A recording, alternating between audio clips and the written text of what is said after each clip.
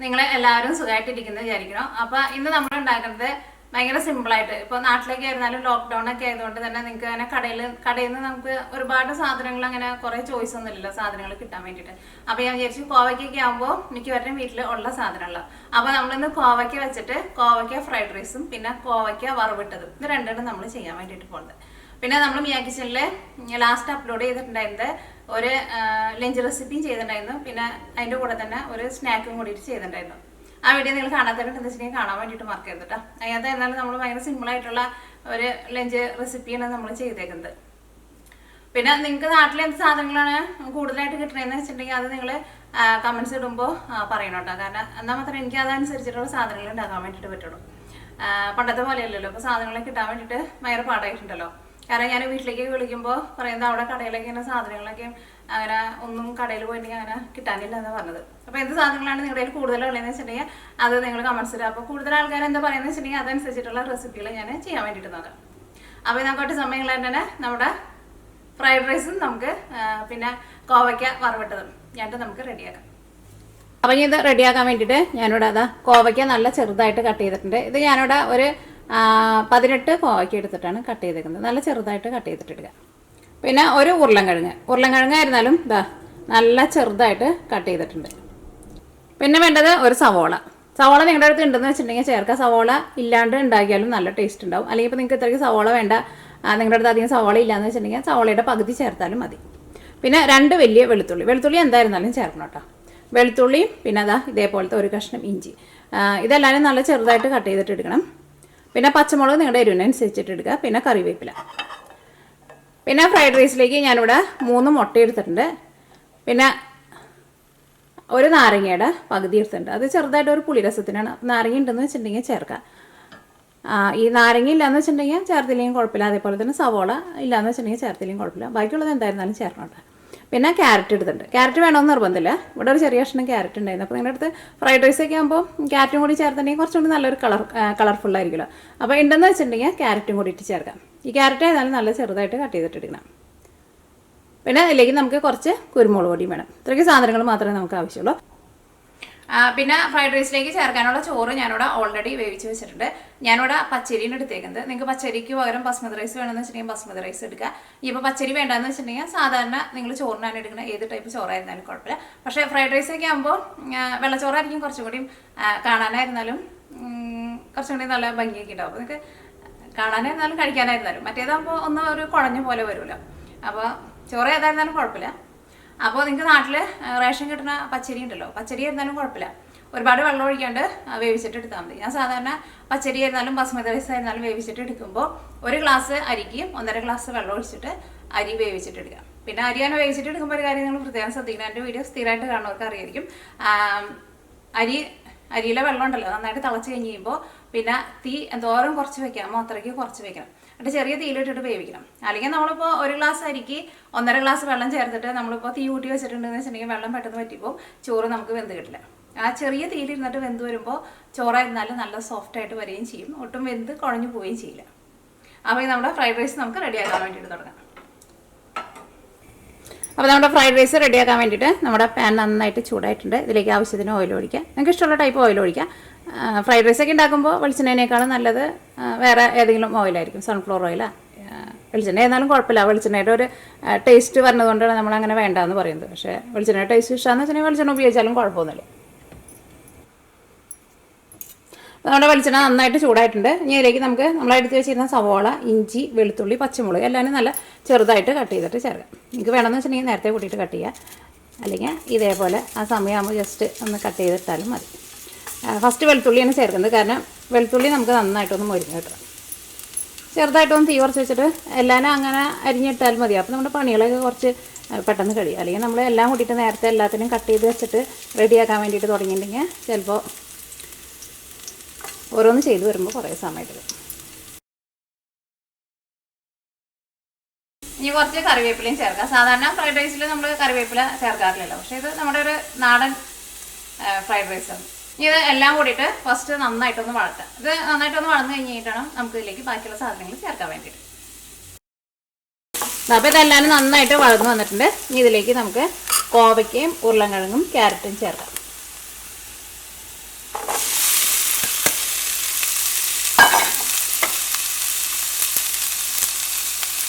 ഉരുളൻകിഴങ്ങ് നല്ല ചെറുതായിട്ട് കട്ട് ചെയ്യണം. പിന്നെ ക്യാരറ്റ്. ഇതിലേക്ക് കുറച്ച് കുരുമുളക് പൊടി ചേർക്കാം.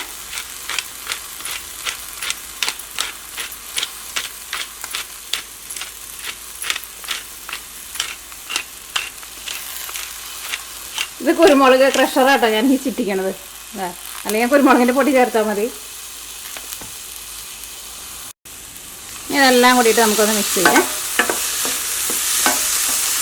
ഇതിലേക്ക് നിങ്ങൾ ഒട്ടും വെള്ളമൊന്നും ചേർക്കരുത്, അത് പ്രത്യേകം ശ്രദ്ധിക്കുക. ഇതിലേക്ക് ആവശ്യത്തിന് ഉപ്പ് ചേർക്കാം. ഉപ്പും കൂടി ചേർത്ത് കഴിഞ്ഞിട്ട് നമുക്ക് തീ നന്നായിട്ട് കുറച്ചിട്ട് ഒരു 5 മിനിറ്റ് ഒന്ന് മൂടി വയ്ക്കും. ഇതെല്ലാം നമ്മൾ നല്ല ചെറുതായിട്ട് കട്ട് ചെയ്തിട്ടുണ്ടല്ലോ, അപ്പോൾ അതുകൊണ്ട് തന്നെ നമുക്ക് പെട്ടെന്ന് വെന്ത് കിട്ടുകയും ചെയ്യും. ഒട്ടും വെള്ളം ചേർക്കരുത്.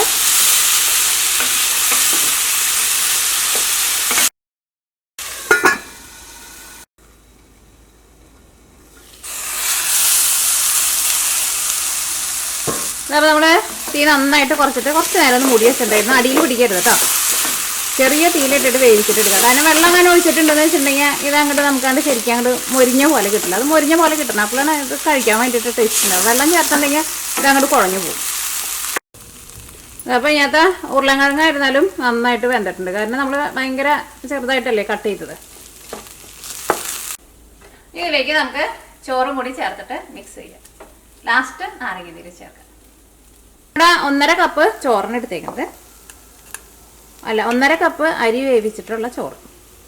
ഇപ്പോൾ ഒരു കറക്റ്റ് അളവ് അത്രയ്ക്ക് തന്നെ വേണമെന്നില്ല, നിങ്ങൾ അതനുസരിച്ചിട്ട് ചോറ് ചേർത്തിട്ട് മിക്സ് ചെയ്താൽ മതി.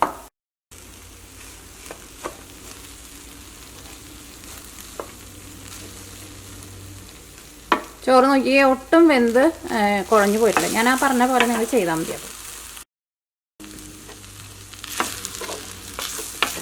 അപ്പോൾ ഒരു ചോറിന് ഒരു കറക്റ്റ് അളവ് ഞാൻ പറയണില്ല, നിങ്ങൾ അതനുസരിച്ചിട്ട് ചോറ് ചേർത്താൽ മതി. കാരണം കുറേ ചോറ് ചേർക്കണ്ട. നിങ്ങൾക്ക് ഇതിലേക്ക് മല്ലിയില വേണമെന്ന് വെച്ചിട്ടുണ്ടെങ്കിൽ കുറച്ച് മല്ലിയില നല്ല പൊടിയായിട്ട് കട്ട് ചെയ്തിട്ട് ചേർക്കാം. ഇനി നമുക്ക് ഇതിലേക്ക് നാരങ്ങ ചേർക്കാം. അപ്പോൾ നിങ്ങൾ ഉപ്പ് നോക്കണം കേട്ടോ. ഉപ്പ് നോക്കിയിട്ട് ഉപ്പ് വേണമെന്ന് വെച്ചിട്ടുണ്ടെങ്കിൽ അതനുസരിച്ചിട്ട് ഉപ്പ് ചേർത്ത് കൊടുക്കാം. ഞാനിവിടെ ഒരു നാരങ്ങയുടെ പകുതി നീരാണ് ചേർക്കുന്നത്. അപ്പോൾ നിങ്ങൾ വെജിറ്റേറിയൻകാർക്ക് മുട്ട ചേർക്കേണ്ട ഇതേപോലെ റെഡിയാക്കിയിട്ട് എടുക്കുക. ഇത് നമുക്കൊരു ലോ ഫ്ലെയിമിൽ മൂടി വയ്ക്കാം. അപ്പോൾ നമുക്ക് ആ സമയം കൊണ്ട് മുട്ട ഒന്ന് കൊത്തി പൊരിച്ചിട്ട് ഇതിലേക്ക് ചേർക്കാം. ഒട്ടും കൊട്ടി വയ്ക്കരുത് കേട്ടോ. ഈ ഓഫ് ചെയ്ത് വെച്ചാലും കുഴപ്പമില്ല. ഞാനിപ്പോൾ ഒരു ലോ ഫ്ലെയിമിലാണ് വെക്കുന്നത്. ഇനി നമുക്ക് ഇതിലേക്ക് മുട്ട സെപ്പറേറ്റ് കൊത്തി പൊരിച്ചിട്ട് ചേർക്കാം. അപ്പോൾ വെജിറ്റേറിയൻകാരെന്ന് വെച്ചിട്ടുണ്ടെങ്കിൽ ഇത്രയ്ക്ക് വെച്ചിട്ട് ഓഫ് ചെയ്യാം. മുട്ടയും കൂടി ചേർക്കണ്ടെന്ന് വെച്ചിട്ടുണ്ടെങ്കിൽ അതേപോലെ സെപ്പറേറ്റ് നമുക്ക് കൊത്തി പൊരിച്ചിട്ട് ചേർക്കാം. അല്ലെങ്കിൽ വേണമെന്ന് വെച്ചിട്ടുണ്ടെങ്കിൽ നിങ്ങൾക്ക് ചോറ് ചേർക്കാൻ പോണതിന് മുമ്പ് അതിനകത്ത് തന്നെ ഇട്ടിട്ട് മുട്ട ഒന്ന് മിക്സ് ചെയ്തിട്ട് എടുക്കുക. പക്ഷെ അതിന് നല്ലത് സെപ്പറേറ്റ് കൊത്തി പൊരിച്ചിട്ട് സെപ്പറേറ്റ് ചേർക്കുന്നതാണ് കുറച്ചുകൂടി നല്ലത്. അല്ലെങ്കിൽ അതിനകത്താണ് ഇട്ട് കഴിയുമ്പോൾ എല്ലാം കൂടിയിട്ട് അങ്ങോട്ട് ഒരു എന്താ പറയുക, ഒരു കുഴഞ്ഞ പോലെയാവും. ഒരു മുട്ടയുടെ ഒരു പച്ച ടേസ്റ്റൊക്കെ വരും. സെപ്പറേറ്റ് നമുക്ക് പൊരിച്ചിട്ട് ചേർക്കാം. മുട്ട കൊത്തി പൊരിക്കാൻ വേണ്ടിയിട്ട് കുറച്ച് ഓയിൽ ഒഴിക്കുക. അതിലേക്ക് മുട്ട ചേർക്കുക. ഞാനിവിടെ 3 മുട്ടേനെ എടുത്തേക്കുന്നത്. നിങ്ങൾക്ക് കൂടുതൽ മുട്ട വേണമെന്ന് വെച്ചിട്ടുണ്ടെങ്കിൽ അതനുസരിച്ചിട്ട് മുട്ട കൂടുതലെടുക്കും.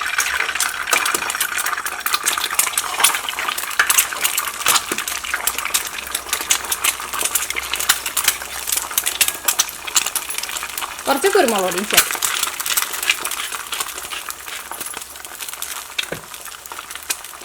ഇതിലേക്ക് ആവശ്യത്തിന് ഉപ്പും ചേർക്കാം.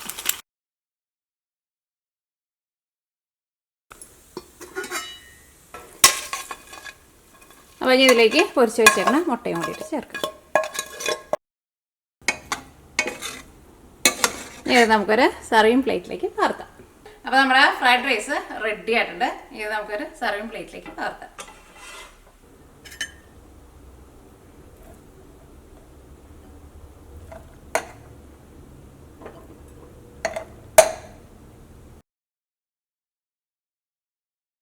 അപ്പോൾ ഈ അടുത്തത് നമുക്ക് കോവയ്ക്ക മോരിൽ വറവിട്ടത് റെഡിയാക്കാം.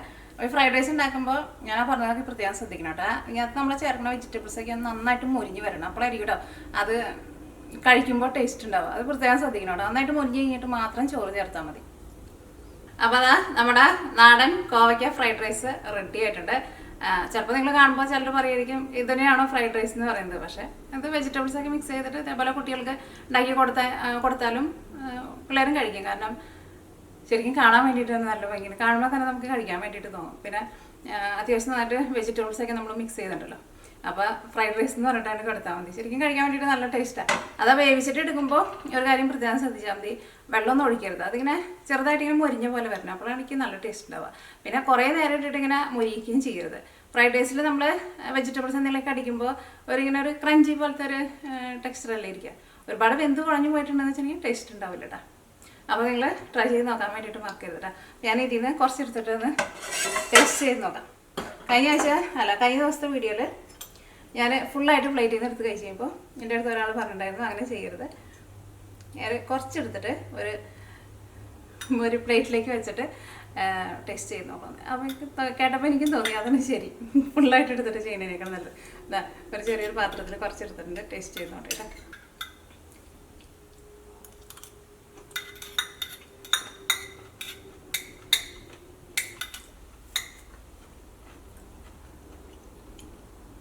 അരി എടുക്കുമ്പോൾ ഇതേപോലെ ഇങ്ങനെ എടുക്കുക. വെന്ത് ഇങ്ങനെ കുഴച്ച പോലെ കൊടുത്തിട്ടുണ്ടെന്ന് വെച്ചിട്ടുണ്ടെങ്കിൽ ചിലപ്പോൾ പിള്ളേർക്ക് കാണുമ്പോൾ തന്നെ പിള്ളേർ പറയും വേണ്ടെന്ന് പറയും. അത് അരിയാണ് അതിനകത്ത് ചേർക്കുന്ന ചോറാണ് പ്രത്യേകം ശ്രദ്ധിക്കുക, ഒരുപാട് വെന്ത് കുഴഞ്ഞു പോയത്. പിന്നെ അതേപോലെ തന്നെ വെജിറ്റബിൾസൊക്കെ ആയിരുന്നാലും ഒന്ന് നന്നായിട്ടൊന്ന് മൊരിഞ്ഞ് കഴിഞ്ഞിട്ട് ചോറ് ചേർത്താൽ മതി. പിന്നെ വെളുത്തുള്ളിയും ഇഞ്ചിയും ഫസ്റ്റ് ചേർത്തിട്ട് ഒന്ന് നന്നായിട്ട് മൊരിക്കുക. അത് കഴിഞ്ഞിട്ട് സവോള ചേർത്താൽ മതി. അല്ലെങ്കിൽ സവോള ആയിരുന്നാലും അല്ലെങ്കിൽ വെളുത്തുള്ളി ആയിരുന്നാലും ഇഞ്ചി ആയിരുന്നാലും കടിക്കുമ്പോൾ ഒരു പച്ചൊരു ടേസ്റ്റ് വരുമല്ലോ. അപ്പോൾ ഫസ്റ്റ് അത് ചേർക്കാം. ഞാൻ അത് രണ്ടാണ് ഫസ്റ്റ് ഇങ്ങനെ അരിഞ്ഞിട്ട് കഴിഞ്ഞപ്പോൾ ആ ഇഞ്ചി വെളുത്തുള്ളി അങ്ങോട്ട് മൊരിഞ്ഞിട്ടുണ്ടായിരുന്നു. നിങ്ങൾ ഓൾറെഡി കട്ട് ചെയ്ത് വെച്ചിട്ടാണ് ചേർക്കുന്നതെന്ന് വെച്ചിട്ടുണ്ടെങ്കിൽ ഫസ്റ്റ് വെളുത്തുള്ളി ഇഞ്ചി കൂടി ചേർത്തിട്ട് നന്നായിട്ട് മൊരിഞ്ഞ് കഴിഞ്ഞിട്ട് മാത്രം സവോള ചേർത്താൽ മതി കേട്ടോ. അതും പ്രത്യേകം ശ്രദ്ധിക്കണം, അല്ലെങ്കിൽ ഫ്രൈഡ് റൈസിന് ടേസ്റ്റ് ഉണ്ടാവില്ല കേട്ടോ. ഈ ഇഞ്ചി എങ്ങാനും ഇങ്ങനെ ഒട്ടിങ്ങനെ മൊരിയാത്ത ഇഞ്ചി അല്ലെങ്കിൽ വെളുത്തുള്ളി കടിച്ചിട്ടുണ്ടെങ്കിൽ അതിൻ്റെ ഒരു പച്ച ടേസ്റ്റ് വരുമല്ലോ. അപ്പോൾ ഞാൻ അടുത്തത് നമുക്ക് മോര് വറവിട്ടത് റെഡിയാക്കാം. അപ്പോൾ ഈ കോവയ്ക്ക വറവിടാൻ വേണ്ടിയിട്ട് ഞാനിവിടെ ഒരു 10 കോവയ്ക്ക ഇതേപോലെ വട്ടത്തിൽ നല്ല കനം കുറച്ചിട്ട് കട്ട് ചെയ്തിട്ടുണ്ട്. പിന്നെ 2 വെളുത്തുള്ളി എടുത്തിട്ടുണ്ട്, ഒരു ചെറിയ കഷ്ണം ഇഞ്ചി എടുത്തിട്ടുണ്ട്, പിന്നെ കുറച്ച് കറിവേപ്പില എടുത്തിട്ടുണ്ട്, പിന്നെ സവോള എടുത്തിട്ടുണ്ട്. സവോള നിങ്ങൾക്ക് എത്രയ്ക്ക് വേണ്ടെന്ന് വെച്ചിട്ടുണ്ടെങ്കിൽ കുറച്ച് ചേർത്താലും മതി. പിന്നെ ഇതിലേക്ക് ഫസ്റ്റ് നമ്മൾ കടുക് പൊട്ടിക്കും, പിന്നെ 2 വറ്റൽമുളകും ചേർക്കണം, പിന്നെ കുറച്ച് മഞ്ഞൾപ്പൊടിയും ചേർക്കണം. അത്രയ്ക്ക് സാധനങ്ങൾ ആവശ്യമുള്ളൂ. പിന്നെ തൈര് എടുക്കുമ്പോൾ മിക്സിയിലിട്ടിട്ട് ഒന്ന് കറക്കിയിട്ട് എടുക്കാം. നല്ല പുളിയുള്ള തൈരാണെന്ന് വെച്ചിട്ടുണ്ടെങ്കിൽ നല്ല ടേസ്റ്റ് ഉണ്ടാവും. അപ്പോൾ ഞാനിവിടെ തൈര് ഓൾറെഡി മിക്സിയിലിട്ടിട്ട് കറക്കി വെച്ചിട്ടുണ്ട്. അപ്പോൾ ഇത് റെഡിയാക്കാൻ വേണ്ടിയിട്ട് നമ്മുടെ പാൻ നന്നായിട്ട് ചൂടായിട്ടുണ്ട്. ഇതിലേക്ക് കുറച്ച് ഓയിൽ ഒഴിക്കാം. ഓയിൽ നന്നായിട്ട് ചൂടായിട്ടുണ്ട്. ഇനി നമുക്ക് കടുക് പൊട്ടിക്കാം. ഇതിലേക്ക് ഒരു 1/2 ടീസ്പൂൺ കടുകാണ് ചേർത്തേക്കുന്നത്. അപ്പോൾ കടുക് പൊട്ടിയിട്ടുണ്ട്. ഇതിലേക്ക് ഞാനിവിടെ മുഴുവനായിട്ടുള്ള ഉണക്കമുളക് ചേർക്കുന്നുണ്ട്. അപ്പോൾ ഈ ഉണക്കമുളക് ആയിരുന്നാലും നന്നായിട്ട് മുരിഞ്ഞിട്ടുണ്ട്. ഇതിലേക്ക് നമ്മൾ എടുത്ത് വെച്ചിരുന്ന ഇഞ്ചിയും വെളുത്തുള്ളിയും പച്ചമുളകും പിന്നെ സവോളയും കറിവേപ്പിലയും ചേർക്കുക. ഞാൻ ആ സവോളയുടെ ഒരു മീഡിയം സവോള എടുത്തിട്ട് അതിൻ്റെ പകുതി എടുത്തിട്ടുള്ളൂ, അത്രയ്ക്ക് സവോള ആവശ്യമുള്ളൂ.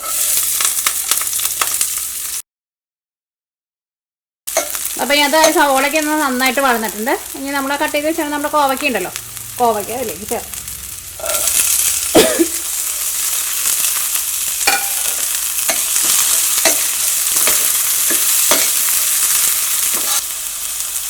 ഇതിലേക്ക് നമുക്ക് ഒരു 1/4 ടീസ്പൂൺ മഞ്ഞൾപ്പൊടി ചേർക്കാം.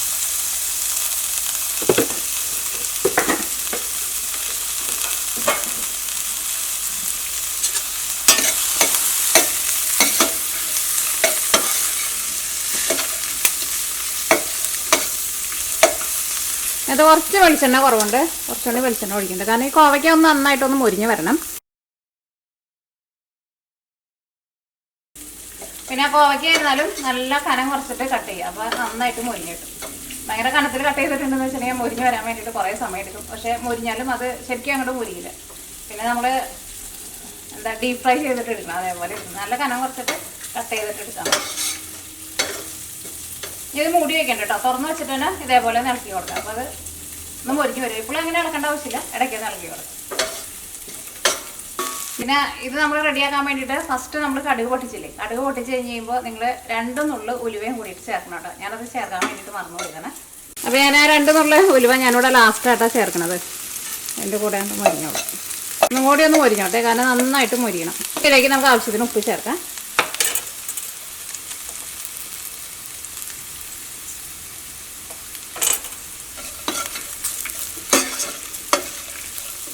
ഞാനിതിലേക്ക് ഒരു 2 നുള്ള് കായം കൂടിയിട്ട് ചേർക്കുന്നുണ്ട്. കായം പൊടിച്ചത്, നമ്മൾ സാമ്പാറിലേക്ക് ചേർക്കുന്ന കായം ഉണ്ടല്ലോ, അത് എനിക്ക് അതിൻ്റെ ടേസ്റ്റ് ഇഷ്ടമാണെന്ന് വെച്ചിട്ടുണ്ടെങ്കിൽ ചേർക്കും. അപ്പോൾ ഇതെല്ലാം നന്നായിട്ട് മുരിഞ്ഞിട്ടുണ്ട്. ഇനി നമുക്ക് തീ ഓഫ് ചെയ്യാം. നമ്മുടെ കോവയ്ക്ക നന്നായിട്ട് മൊരിഞ്ഞിട്ടുണ്ട്. ഇനി നമുക്ക് തീ ഓഫ് ചെയ്യാം. തീ ഓഫ് ചെയ്ത് കഴിഞ്ഞിട്ട് തൈര് ചേർത്താൽ മതി.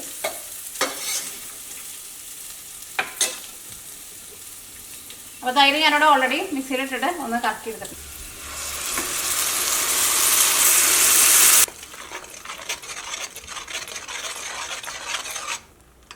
അപ്പോൾ നമ്മുടെ കോവയ്ക്ക തൈര് വറവിട്ടതും റെഡി ആയിട്ടുണ്ട്.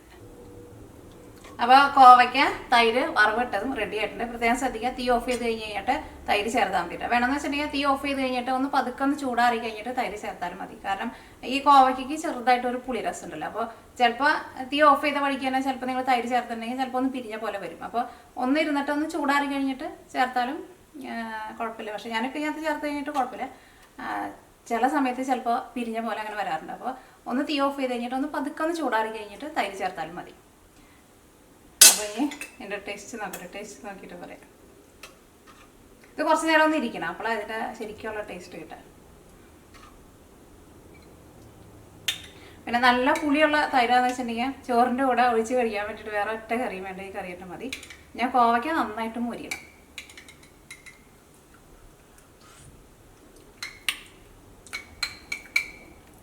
ശരിക്കും ഭയങ്കര സൂപ്പർ കറി കേട്ടോ. എനിക്ക് ഭയങ്കര ഇഷ്ടം. അയ്യോ, നമുക്ക് എല്ലാവർക്കും മോര് കാച്ചിയത് ഭയങ്കര ഇഷ്ടമാണല്ലോ. അതിൻ്റെ കൂടെ കോവയ്ക്ക കൂടിയിട്ട് അങ്ങോട്ട് വറുത്തിട്ട് അങ്ങോട്ട് അതിൻ്റെ കൂടെ അങ്ങോട്ട് ചേർക്കുമ്പോൾ നല്ല സൂപ്പർ ടേസ്റ്റ്. അത് നല്ല പുളിയുണ്ട്. ഞാൻ 2 ദിവസം മുമ്പ് കടയിൽ നിന്ന് വാങ്ങിച്ചുകൊണ്ടാണ്ട് ഞാൻ ഫ്രിഡ്ജിൽ വെക്കാണ്ട് പുറത്ത് തന്നെ വെച്ചിരുന്നു. കൂടെ നല്ല ചൂടായിട്ടുണ്ടല്ലോ. അപ്പോൾ തൈരിനായിരുന്നാലും നല്ല പുളിയായിട്ടുണ്ട്. നല്ല ചോറിൻ്റെ കൂടെ അങ്ങോട്ട് കുഴച്ച് കഴിക്കാം. നല്ല അടിപൊളി ടേസ്റ്റ്. സൂപ്പറാണ്. അപ്പോൾ നിങ്ങൾ ഇത് രണ്ടും ട്രൈ ചെയ്ത് നോക്കാം. ട്രൈ ചെയ്ത് നോക്കിയിട്ട് ഫീഡ്ബാക്ക് പറയാൻ വേണ്ടിയിട്ട് മറക്കരുത്. അപ്പോൾ ഇനി നമുക്ക് നാളെ വേറൊരു പുതിയ റെസിപ്പി ആയിട്ട് വരാം. പിന്നെ ക്യാമറ ഓഫ് ചെയ്യാൻ പോണതിന് മുമ്പ് ഞാൻ ഉലുവ ലാസ്റ്റിലെ ചേർത്തത്. ഉലുവ എൻ്റെ വായിലോനെ കിടക്കണ്ടായിരുന്നു. ഞാനൊന്ന് കടിച്ച് കഴിഞ്ഞപ്പോൾ നല്ല കയ്പുണ്ട്. അപ്പോൾ ഉലുവ സ്റ്റാർട്ടിങ്ങിൽ തന്നെ ചേർക്കണം കേട്ടോ. ഉലുവ നന്നായിട്ട് മൊരിയണം. ഉലുവ എപ്പോൾ നമ്മൾ കറിയിൽ ചേർക്കുമ്പോഴായിരുന്നാലും ഒന്നിങ്ങനെ ചെറുതായിട്ട് ഇങ്ങനെ ഒരു കരിഞ്ഞ പോലെ ഇങ്ങനെ വരണം. അല്ലെങ്കിൽ ഉലുവയ്ക്ക് ഭയങ്കര കയ്പായിരിക്കും. എന്ത് കയ്പാണ്? പച്ചപ്പാക്കി അടിച്ച പോലത്തെ ടേസ്റ്റാണ്.